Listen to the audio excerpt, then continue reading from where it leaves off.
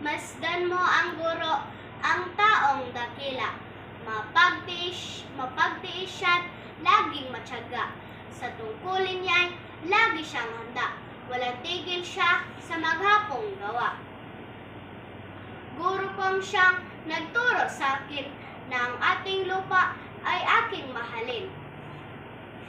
Ako raw ay gumawa at pagsikaping mapaunlad itong mutyang bayan natin. Siya ang nagturo sa kabayanihan ng ating mabini, Burgos at Del Pilar. Siya ang nagulat sa buhay ni Rizal. Siya ang nagturong ako'y maging tapat. Siya ang nagturong ako'y maging tapat sa tungkuling aking ginaganap. Nagtatagumpay raw yaong masisipag, di raw giginhawa ang yaong taong tamad. Guro ko ang siya ang aking tunay na huwaran. Siya ay maayos. Siya ang may sabing ating tangkiliking.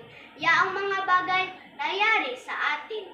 Sino pa raw ang tutulungan natin, kundi kabanihan at kalahit na rin natin.